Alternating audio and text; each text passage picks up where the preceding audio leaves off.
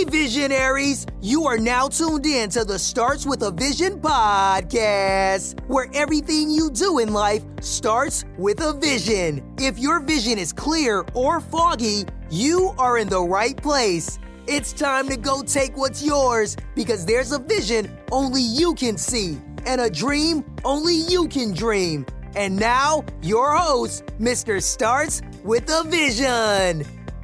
What's going on, guys? This is Mr. Starts with the Vision with another podcast episode. And a couple weeks ago, I posted on my Facebook and I asked people, who would be great for the podcast. And we got a lot of good recommendations and people, suggested for the podcast. And so today's episode is another person who did that. We have Suresh May on the line. He is an entrepreneur and he is very, very good at sales and really just, understanding how to really make money on the internet in a few different ways. So we're going to be talking about that. He's very sharp. He's very smart and he knows what he's doing and what he's talking about. So I'm very excited of this episode that it happened and it's happening, here on iTunes and the website and stuff like that. We actually stream this from on Facebook. So the people who follow me on Facebook are, getting first listen, but it was really good episode. And so here is Suresh May. You're going to love this episode. What's going on, everybody? This is Isaiah Fowler, a.k.a. Mr. SWAV, Mr. Starts with a Vision. And this is another episode from the Facebook post that I posted last week or, a while ago, asking about recommendations for the podcast and who I should interview.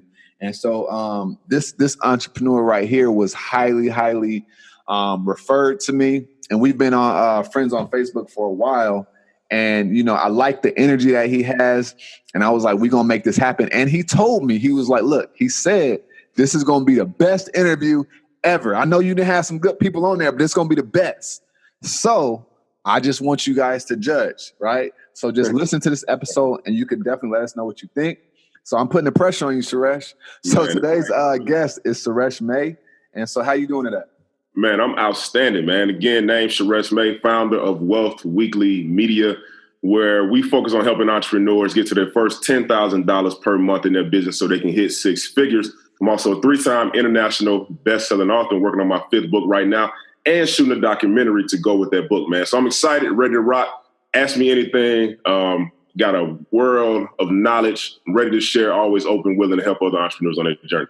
Absolutely, man. So that's a loaded, quick little intro right there. And I like that. But that means you clear and you concise and you to the point. And that means that you've been practicing that for a while, man. You got it honed down. You got it to a science now. Man, got it down. I'm almost like my man AI though back in the day. I only have to practice no more. Practice? we talking about practice. We talking about practice? Come on, man. so you said you're a 3-time international bestseller, right? Yes, sir. Okay. Tell us the name of your books and also, when you wrote them, because that's kind of like future work ethic, right? Because You're young, you don't have gray hair and stuff. So when I think of 3 books, I'm thinking of like 40 years old, 50 years old, or something like that. Yeah. So like, how long in between each book was it, and like, what are they about? Man, good question. So I want to answer that one. So I have 4 total right now, 3 number 1 bestsellers, and I wrote 1 by myself. Mm-hmm. The other 3 were co-authored with other entrepreneurs. And so the first book, man, I actually wrote it back in 2008, man, when Barack got elected the first time, matter of fact. So, I stumbled into publishing. So my best friend, Brian Johnson, man, you got to get him on the show as well. He's coming out with a new television series, man. He's out in LA putting it together now. He was a speaker, man, and I had just dropped out of college in 2007, and both of us were just getting into online marketing and entrepreneurship. And so, man, we trying to figure out products to sell, man. We putting together sales pages, copying people's stuff, just like hustling, trying to sell anything, right? Mm-hmm. And so he was like, man, he was taking some course that told him that, you need to sell some products at the back of your talks. Mm-hmm. So he's like, man, I want to write a book, Sureshs, but I suck at writing. You're good at writing. Neither one of us have a profitable product right now. Let's co-author this book together. Mm. And so I ain't have shit popping. I was like, cool, I'll write a book with you. So It was just like, it was my guy. He wanted to do something with me. We had, mutually beneficial skills. we wrote the book in about 5 weeks. Mm-hmm. And I remember literally, man, the day Barack got elected in 2008, it was that Tuesday in November. I flew from D.C. back to Atlanta. We met at a Panera Bread and got to work. Banged it out in 5 weeks, launched that joint like the first week of December.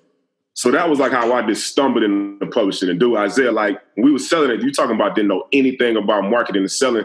Dude, I'd be in the club dancing with a chick and pull my book out of my back pocket like, baby, buy this for $20. Like, you know what I'm saying? Like, I gotta get coins. Oh, so you was like that. We were just hustling, dude. Like, man, we did get on TV down in Alabama. He's from Alabama, small town called Skipperville.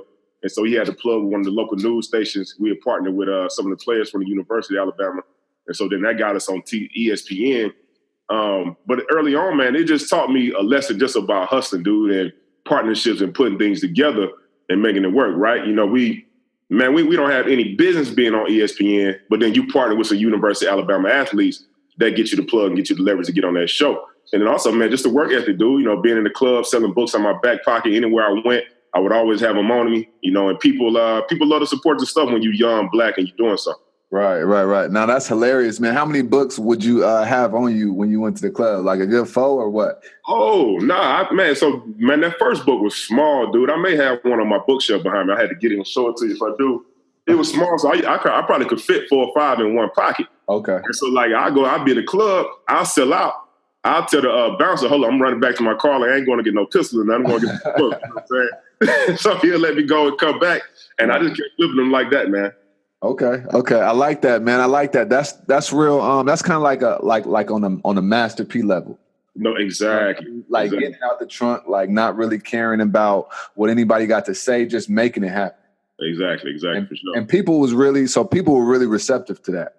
Yeah, absolutely, man.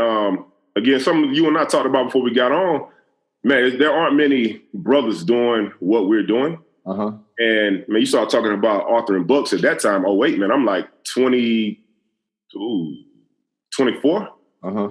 About to be 25. So, man, that I was doing something positive. I'm out here, man. The first book is to Get Excited on Purpose. Was helping people learn and figure out what their purpose is in life. People just love the message, man. We had a great community of support that got behind that book. We didn't make any money with that book. Mm-hmm. We probably sold a couple thousand copies. But back then, man, publishing, the landscape isn't what it is now. Like, we had to spend a lot of money up front to even get the books published. But now you got sources like CreateSpace, man, where you can get them printed one off. It wasn't like that at first, man. So we had a huge inventory, books in the garage at the crib, you know, got them in the car. And we didn't know what we were doing as far as like really getting products sold. Most authors, they get in the game and they think, oh, I'm going to, you know, make a mint selling books for $20. Man, it's very hard to create any kind of significant wealth selling $20 books. Right. I tell people now, like now I understand about having a back end offer and selling higher ticket things and you building lists. And I was like, man, even if you look at somebody like, I can never think of the lady name that does Harry Potter, but I know what you're talking about. Whatever her name is, right? J.K. Rowling. J.K. Rowling, right? So because Harry Potter is such a popular franchise, she makes a nice royalty on those books, but she really make the killing on the back end, the movies, the toys, the licensing. That's where the real money comes from when you get in the publishing game. Right.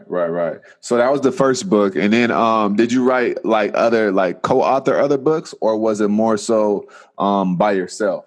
Yeah, so the other 2 I co-authored, but the last one that I did it myself. And that one is that's the one that I've had the most success with and I'm most known for. And that one is called How to Create Lifetime Customers. And that book, I wrote that after I helped my mentor, Mike Koenigs, do a product launch where we made $1.8 million in 7 days. And I wrote a book showing people how they could duplicate that or try if they, you know, whereas that ambitious. Right. And so how do you do that? Man, I know it's a lot, but like what's right. Man, high level overview, doing that kind of launch that quickly. If you don't have your own email list, you have to get joint venture partners to help you promote it. You need a high ticket product so you don't have to sell many units. We were selling a product that was $2,000. So it didn't take that long to get to 1.8 million. And you also need an integrated marketing campaign, man. So that's Facebook ads, email marketing. You got your joint venture partners helping you do the promotions. You have scarcity and urgency built in. You building up a buyer's list, which is very different from a list of leads. Like most people, they do stuff for free, and you got freebies on your list, man. We market it to a list of buyers. Buyers have purchased something from us in the past, so you got a hot list, man. Those are the high level overview elements that you need to pull out that kind of launch and to do it that quickly. Mm-hmm. Okay. And so interesting to even go back into that just a little bit. On the last day, that Saturday of the launch, we actually did $1 million in 24 hours because of the scarcity and the urgency. Price going up, you're taking the offer away. So that, those are some of the core elements you need to do that kind of launch that quickly. Okay. That makes sense. And so after you did that, did you venture off? Or, and what did your life look like and what did your mind look like? Like in terms of like, what was your mindset? Were you still in the hustle mentality, or at this time, were you like, I kind of get it now. I've been reading books and I've been working on myself. I'm more mature now and I'm more calm, or was it still like, hustle? Hustle for sure, man. So let me back up. So before I connected with Mike and he started mentoring me, because Mike, so this is like 2014, mind you. So, man, I've been on this journey since 2007. I'm like in my first decade this year.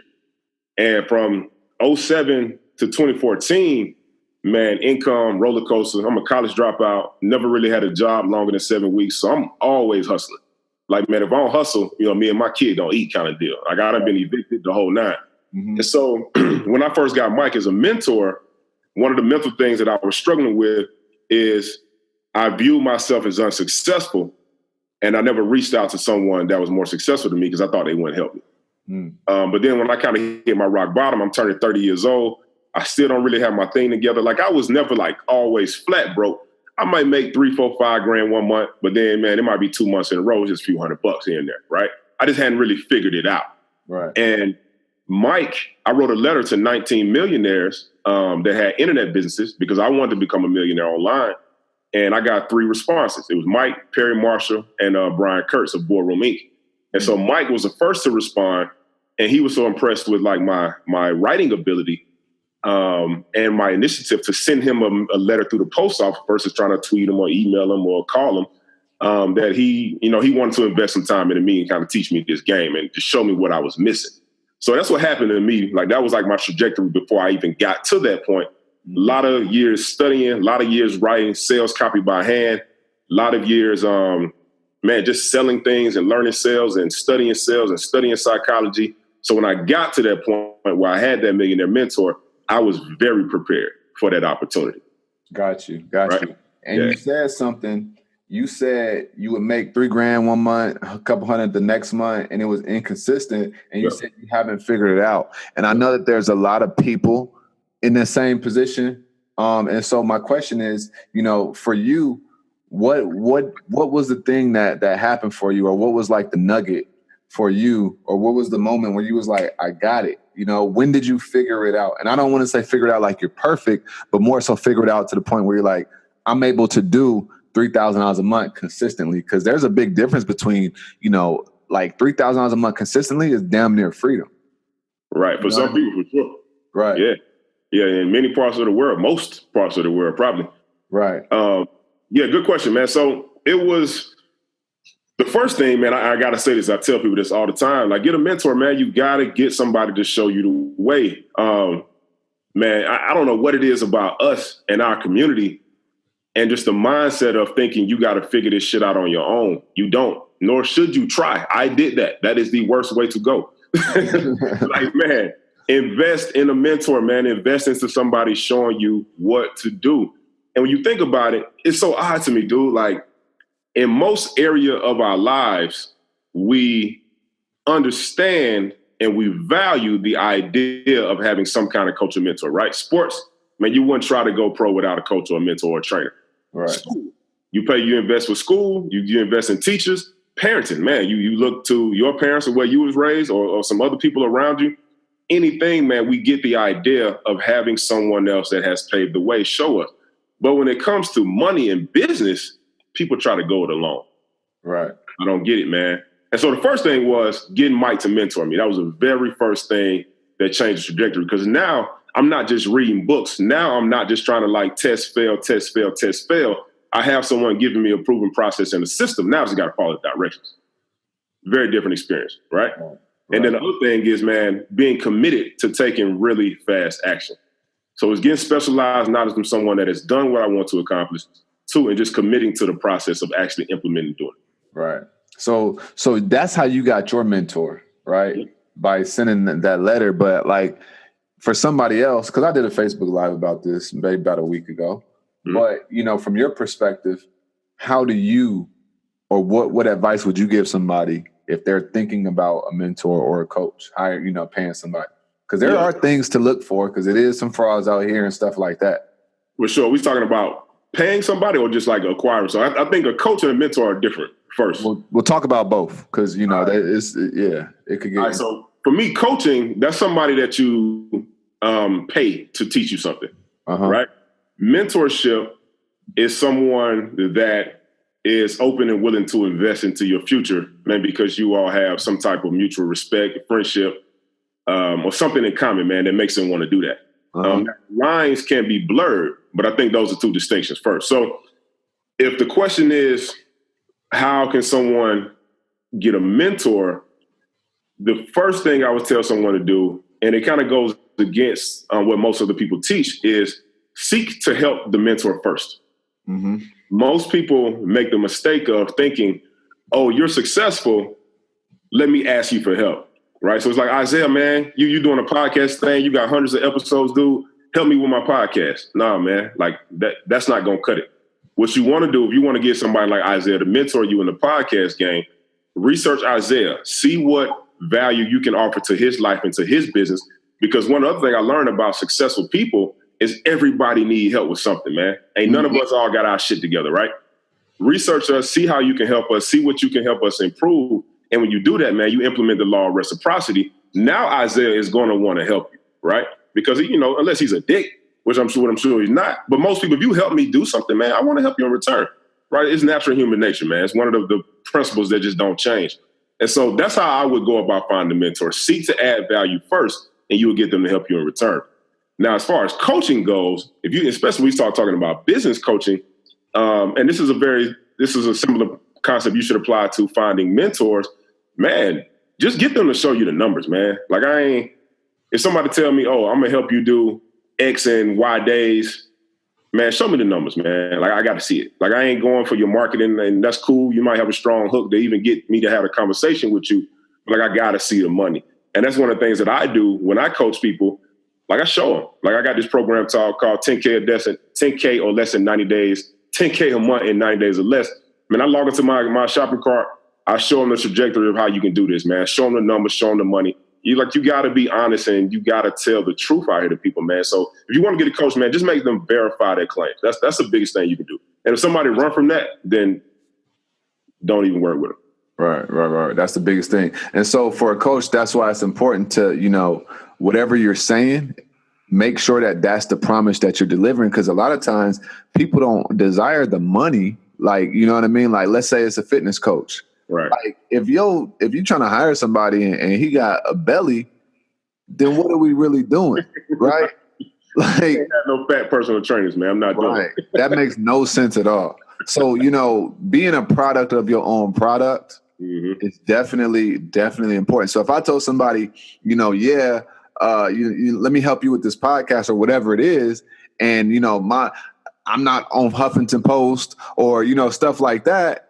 Like that continues to raise the level of credibility, like you say. You know what I mean? So whatever you seek, then make sure that person has that.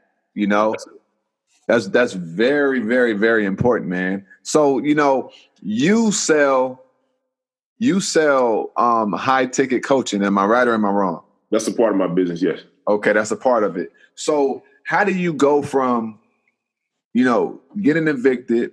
How old is your son? 8. 8. So 8. So when you got evicted, was your son with you? No, I don't remember, man. He probably was at his mom's house or my mom, very likely. Okay.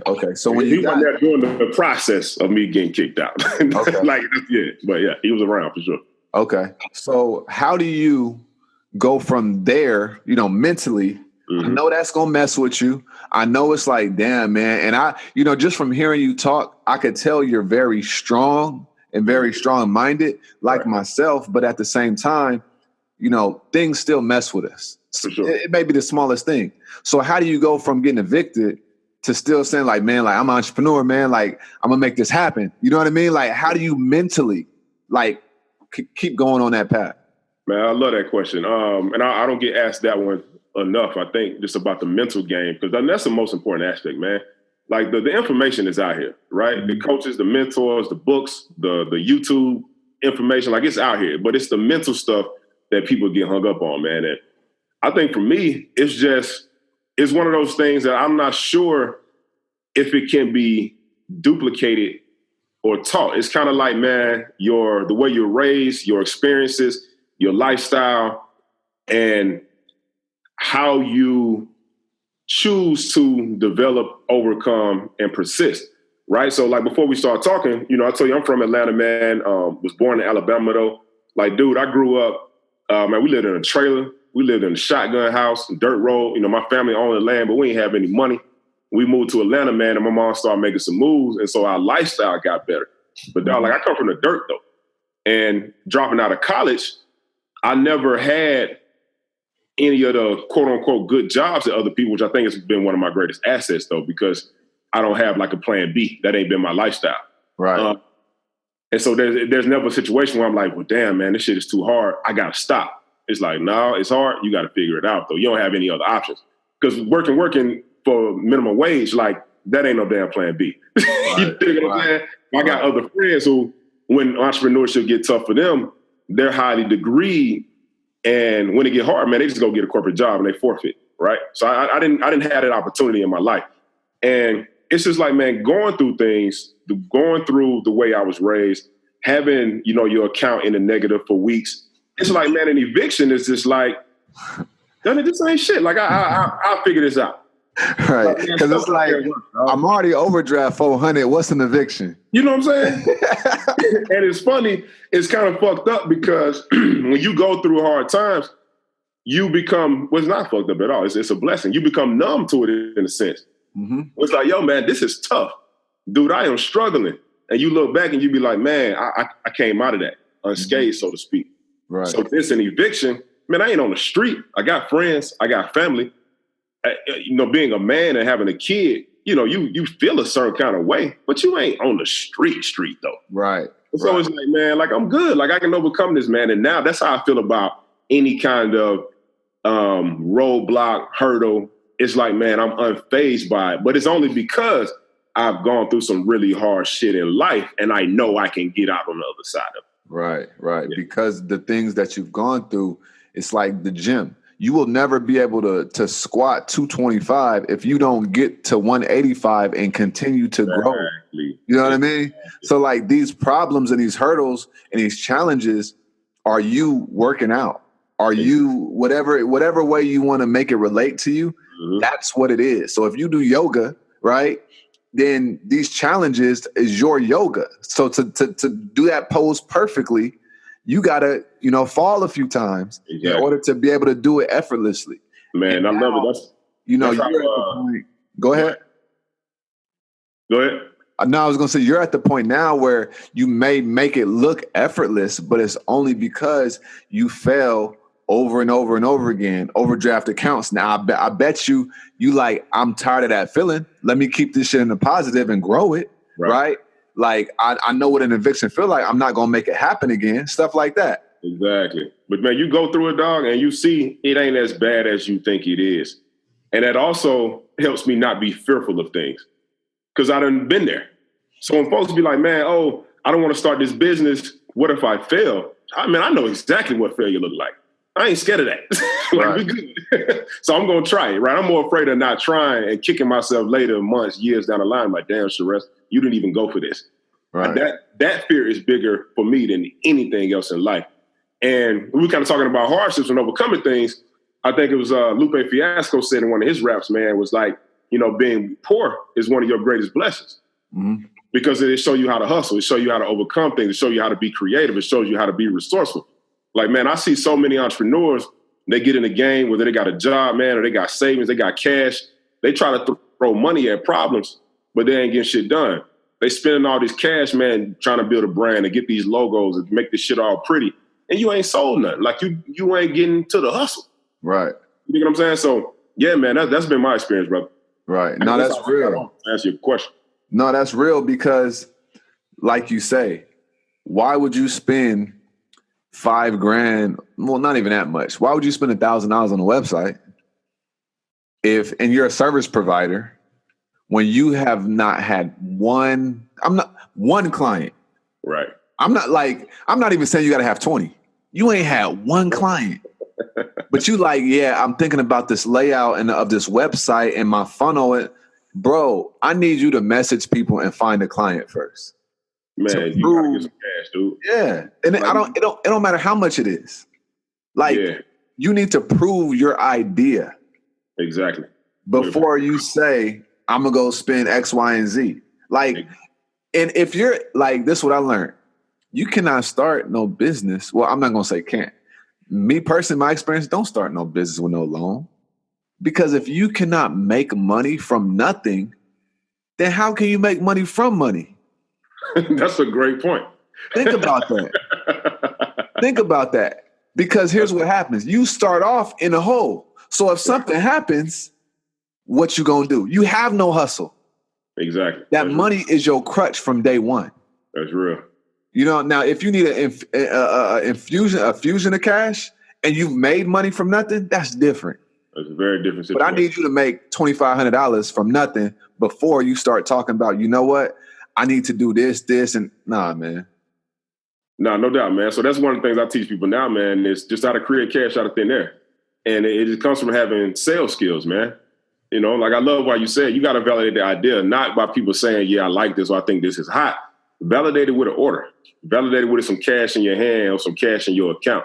Like, that's the only validation that matters, man. You don't need a logo. You don't need a website. You don't need any of that to start making sales. All you need to do is talk to somebody that's in your target audience, man, and make a sale. Exactly. But what did you say? You said something that's major. Your target audience. If you not talking to your target, if you saying I'm about to cut grass, and there's nothing wrong with this, but if you are going to the places where they have landscaping companies, they not your target because they're already taken care of. Mm-hmm. You need to make this shit as easy as possible. Go to where you see the grass is messed up. It may be a middle class area, so you know they could spend $25 today, and talk to them. Target market. Part of that, I'm glad you said that's a good point, man, because you kind of got, like with this example that you made it with the cutting grass, I think it fits. But there's like there's a school of thought where you do want to go to the people that have manicured lawns because they are actively spending money on that service. Uh-huh. And the people who yards are jacked up, they may not be. So it's like it's a story they tell about the little kid who wanted to sell newspapers, and he's talking to like a mentor or something. And the first thing he did on his paper route, he went to all the doors that don't have papers in the yard, right? Uh-huh. So he go to the mentor. He's like, mentor, man, I don't know why I'm not selling papers. And he's like, what joy? You know, I'm going to people who don't have papers in the yard. So that's the problem. You need to go to the people who have papers in their yard already. Why? Because they buy newspapers. Ooh, it's like a double-edged sword, huh? Exactly. So a lot of times, man, like even I think about me when I first got into consulting, I was talking to personal injury attorneys here in Atlanta, and the only people I would talk to were the people who had yellow page ads. Why? Because most yellow page ads, you got to spend $10K a month on that ad in the Atlanta area, and so I know that you on the hook for 120 G's a year spending marketing. And so now when I talk to you, the conversation isn't me selling you on why you need to market. It's me selling you on how I can help you get a better ROI. Right. From what you're already spending. Exactly. And that's a very different conversation. You're trying to talk to somebody who don't spend money on marketing, right? Man, if you're trying to coach somebody, and me, I'm all about paid acquisition. Like, I don't fool with none of the free stuff, really. A lot of people do. But me, man, I think you get faster, more predictable results if you're paying for traffic. You can control it. I don't want to talk to somebody who's not doing it already. Because now I got to try to get you to begin doing this. Right. And if you're a newbie, now I got to recondition your mindset to get you to understand that it's a process that you got to test. The shit probably won't work immediately. Right. So I only want to talk to people that's kind of like already buying the thing that I'm trying to sell. Mm-hmm. And something you said is very key as well, because if you're brand new and you got, let's say you got $1,000 going out a month. Okay. So for some people, they like, I'm not spending $1,000 a month. Right. The keyword spending. Right. I'm like, whoa. You're not. You're investing, motherfucker. Like, but like you say, so we don't have time to recondition minds, babysit, and convince and all this. You came for one job. That's to market for them or whatever their service is. Yeah. You know, and this brings me to another point. What you said earlier is you said, I don't want to sell no broke people. Nope. So talk about that. Because before we even started, that was some fire right there.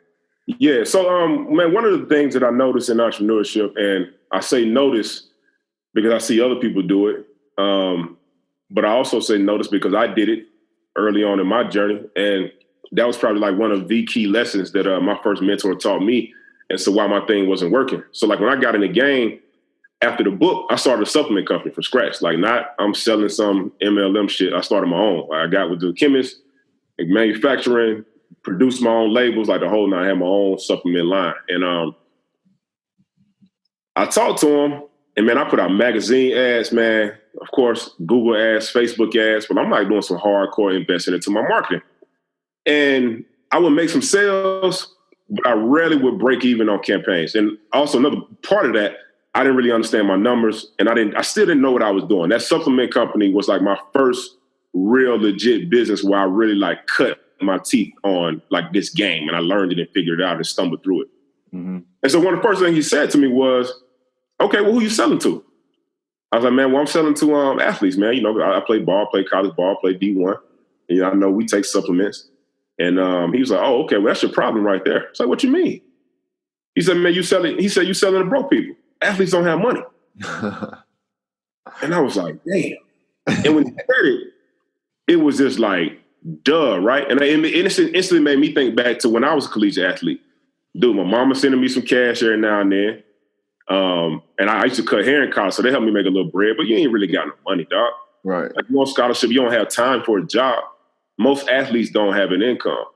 And I was like, damn. He said, man, you should be targeting the weekend warrior, the older guy that's still allowed to get out there and hoop, play football with his friends on the weekend. He got cash, he has assets, he has money, he can afford what you're selling, and he'd be willing to pay a higher premium price for it. I was like, oh shit. Like it hadn't clicked for me. And when I made that change, then that business started to make money, right? And so now I see people, they fail at business oftentimes because they are targeting the bottom of the market. And you hear people say things that logically make sense, but from a business perspective, it doesn't make sense at all, right? So they'll say, oh, well, man, I want to, price my stuff lower than the competition because it'll help me get more buyers. No. Price has a perception, man. If you price higher than everyone in the in the marketplace, you seem to be the premium provider. For instance, you think about, say, Gucci, a Gucci purse versus a purse from Walmart, right? You know, if you see the Gucci purse, it makes you think of luxury. It makes you think of another kind of experience. It makes you feel confident. It makes you feel a certain kind of way in the perception of other people in the world when they see you with this type of purse, right? That's because Gucci has done a spectacular job of marketing and they do a great job of pricing. Man, if you try to be the low price provider, you don't have a competitive advantage. Why? Because anybody can undercut your price. You don't want to be at a race to go to the bottom.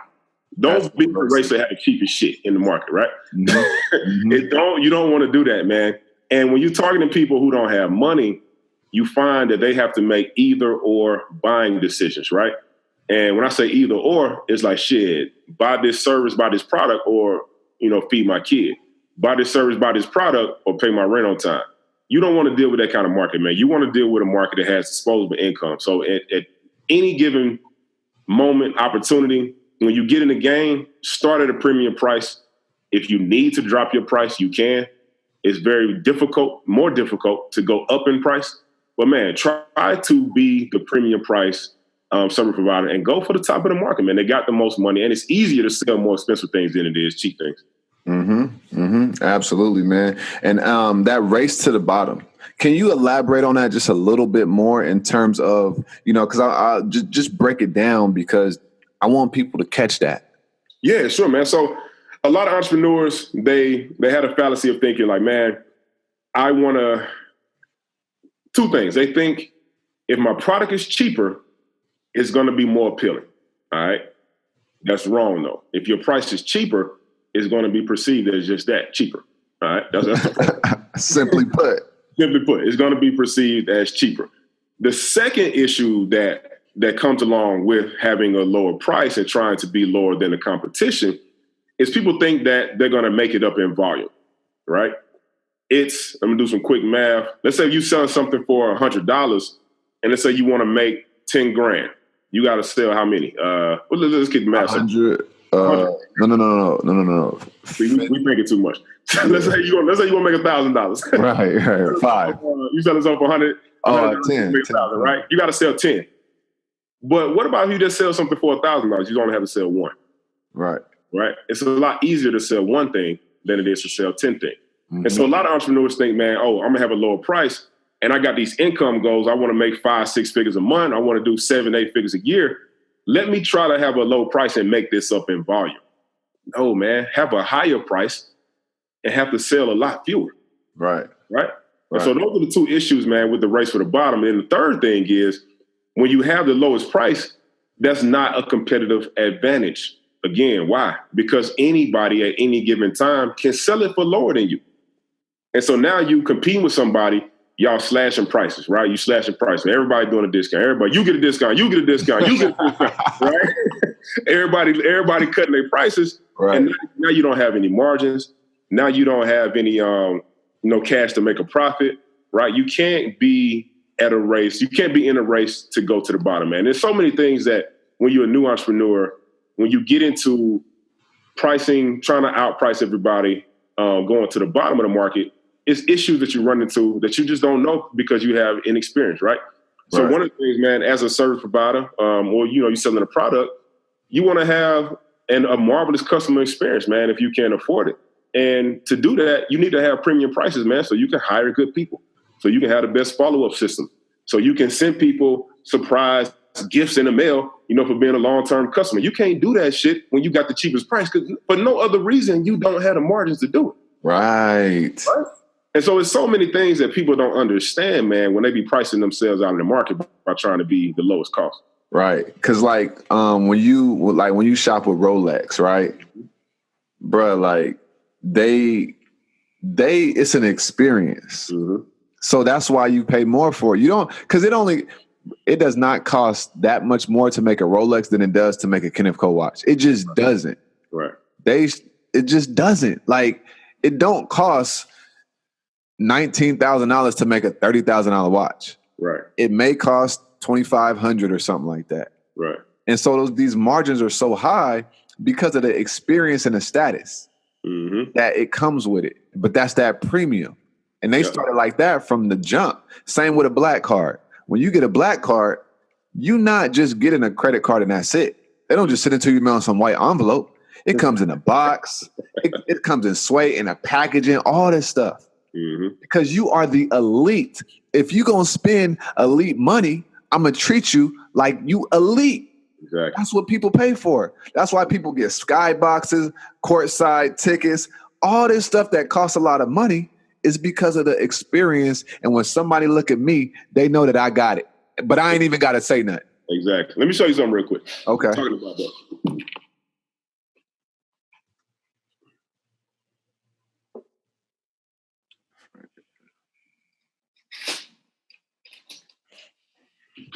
So, speaking about that, can you hear me? Yeah.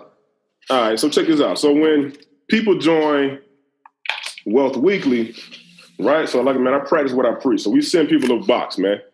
When they join Wealth Weekly, it's black, got our logo on it. When they open it up, it's an experience, man. We got like our mission, our core values, the first steps you need to do, how to set up your welcome call, We also give them a shirt, a Dream and Endure shirt. We give them a copy of one of my books, How to Create Lifetime Customers. We give them that. And we got this dope custom D-Boss leather notebook with the Wealth Weekly logo on that joint. And so people get it in the mail when they become a member. And so, people are like, oh my God, like, man, I never had this kind of experience with a mastermind in a group. And it's just, man, they open it, it's tactile, they love it, man. They want to share, they tell people, man. And, we constantly get referrals just because the box is dope. Right. Now, I can't pay for all of this shit.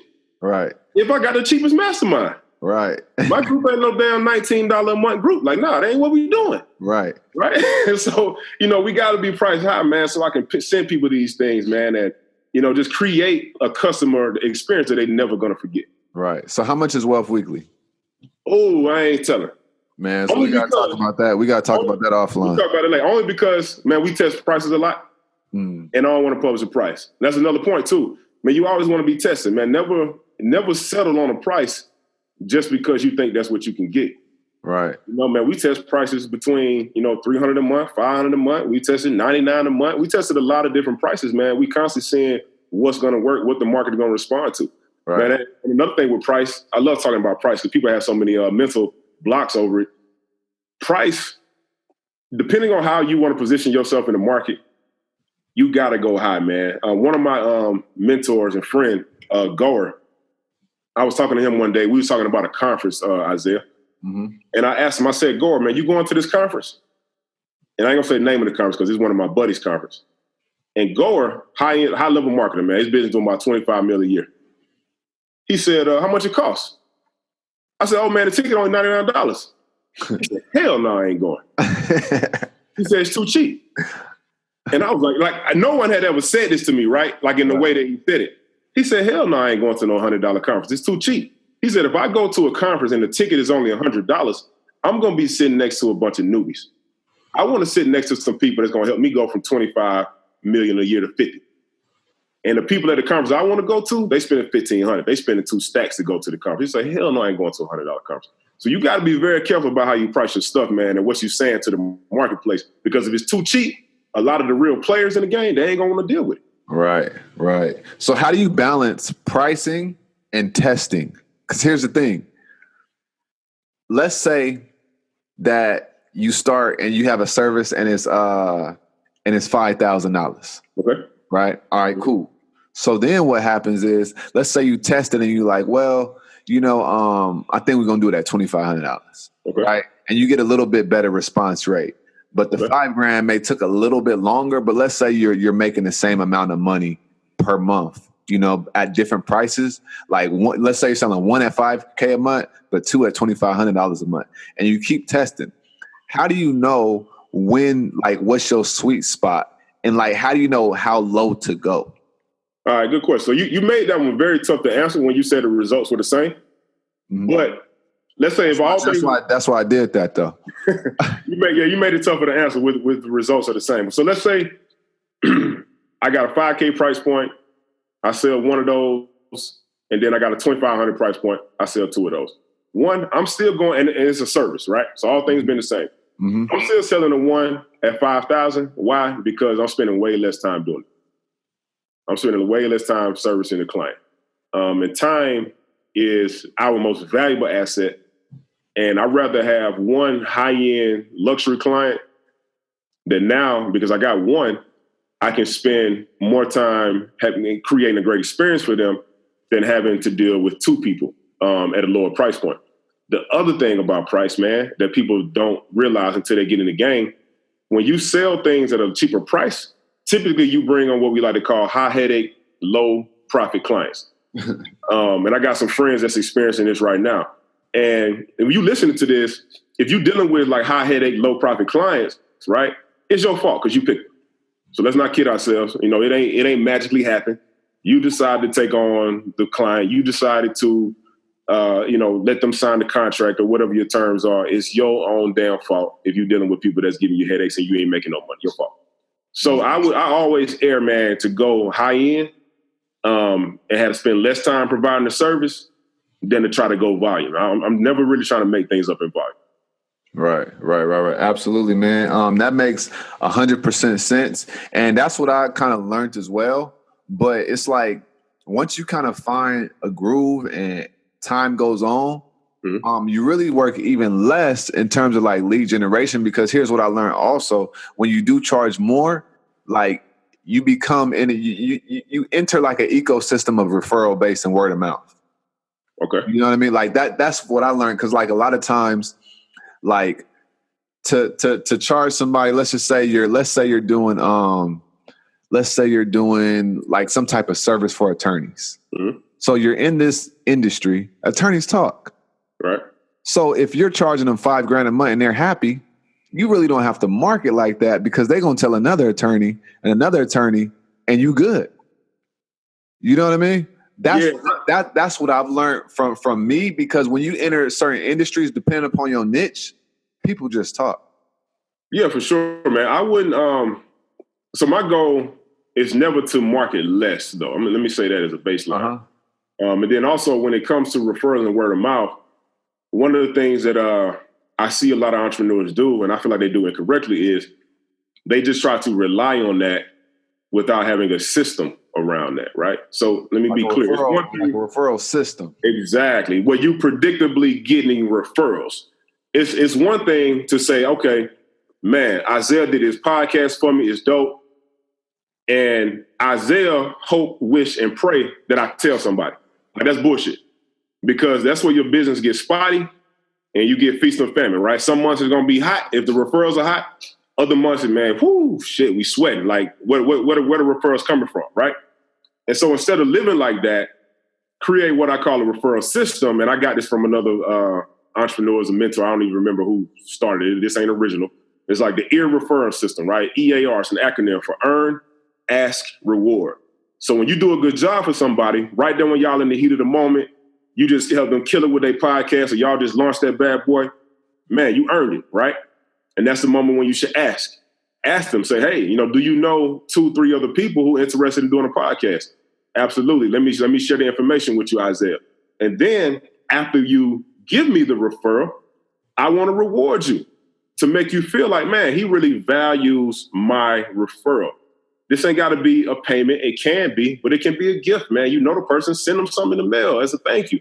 If you know they like to drink a certain kind of wine, send them a bottle, man. If you get a $2,000 client, man, you can send somebody a $20 bottle of wine, man, just as a thank you. You know what I'm saying? So that's the thing that people don't do. And so when you do it this way, now you got a predictable system to give you referrals. And so now it ain't like spotting, you hoping, wishing, praying somebody tell somebody about your business. Right. No, that makes 100% sense, man. And I'm glad that you said that, because just like I was at a event yesterday, actually, and the dude, he owns a company, and he was talking about going from $10,000 a month to $100,000 a month, because he has a software company, and they're doing real good. It's kind of blowing up amongst a lot of the marketers. And so I don't know if you know, but Use Proof. Yeah, I've heard of it. Yeah. Yeah. So I met the founder, one of the co-founders yesterday. Okay. And, he was just like, yo, like what changed my whole mind? Well, not mine, but my whole business was legit simply systems. Like whatever system it is. It don't not even just money, but like a system for, lead gen, a system for this, a system for that, all of that, that's going to create your freedom. And you could wake up and be sick for a week and everything is still running. Mm-hmm. So that literally goes back to what you're saying, is creating a system for that. And so because if you had a team and you had standard operating procedures and stuff like that, they already know about this EAR program, and they do that without you being there or telling them to. And that's how things kind of just get on autopilot. Yes, sir. You got to have your systems in place, man. Yeah. So do you how many team members do you have, if you have any? 4. Okay. Are they virtual or in person or local or what? 2 virtual, 2 in person. So, and I only have in-person team members because I run a local event in Atlanta every month. Oh, okay. So I have some people like here on the ground that I kind of need things done on a monthly basis. That's the only reason that they here though. Okay. I'm all about the virtual architecture though. Okay. And what's the event called? So my company, Wealth Weekly, we actually have a month event called Wealth Weekly Live, where we get entrepreneurs together in the room, man, and I bring in some of my multi-millionaire or, every now and then a billionaire friend of mine to get them to come talk about what's working in their business. And what we do at our event, man, that makes it different from any other, say, networking event on the planet, because a lot of people try to do this, or a lot of people try to group it into other networking events. We help people get results 3 very specific ways. The first thing what we do is what's called intentional networking. Now, most people, when they come to networking events, you standing around a room, you drinking wine, you drinking water, and you just kind of like kicking it. And if you are socially aggressive, you meet people, but most people are wallflowers, man. And you leave there feeling like I didn't really get any results. I didn't really meet anybody that's going to have an impact on my business. So what we do, because we have an application model, we learn about your biggest challenges that you're facing in your business. And when you come, we actually pair you or group you with other entrepreneurs that can help you advance in the way that you need. The second thing that we do is what's called teach and implement. So instead of like going to most conferences where you sitting in the room, you got a dynamic speaker on stage, you write down these notes, you get excited, you meet people, but when you leave there, you don't do shit. And we know this. Most people are just lazy. I get it. I mean, sometimes I struggle with it, not as much as I used to, because I'm all about fast action now. But I know most people get great information, they go home and don't do anything. So what we do, whether it's me leading the group that month, or if I have one of my millionaire friends leading the group, we teach you what's working in our business. But before you leave, you have to implement what you just learned. So this makes sure that you leave with something tangible done that's going to move your business forward. The third thing we do is what's called a hot seat. Now, if you can imagine having the opportunity to sit in front of a group of entrepreneurs, some of them startups, some of them doing 6 figures, some even doing 7 or 8 figures in their business. And you had the opportunity to sit in front of this room and share your biggest business challenges that you're facing, and having everybody give you their undivided attention so you can get the feedback and the result, man. They're sharing their best practices. They're sharing their resources, introductions if you need it, anything you need to help you get you unstuck, man. So that's what we do at the Wealth Weekly Live events every month, man. And it's an incredible experience. Well, it sounds like it, man. Yeah, that's good stuff, man. I like that a lot. And that intentional networking is real big, man. Yeah, man. So let me ask you this, man. Where could people find out more about you, connect with you and all that other good stuff? Man, if you want to find me, you can go to wealthweekly.com. I prefer you to go there. Put your name and email address in the form. You get access to my podcast, which is free, called The Wealth Weekly Show. I interview a new millionaire every week. You're going to absolutely love it, man. You hear more about me, hear more stories, get more actionable advice where you can, get the results that you're looking for in your business, man. But you get on my email list. If you want to email me, you can send a message to WeCare. That's WeCare at wealthweekly.com. That message will go to my assistant. She'll send it over, man, and I'll respond personally. I respond to everybody who sends a message and want to talk to me. Got you. Well, that's going to be in the show notes. And everybody who's listening, I just want to say thank you so much. Thank you for your attention.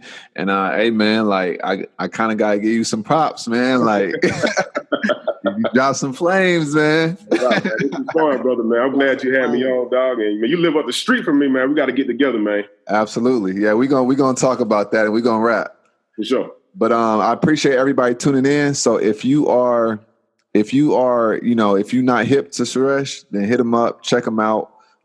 Cool dude. I like the vibe, and we're gonna link up. So I appreciate you guys listening, and that's gonna be today's episode.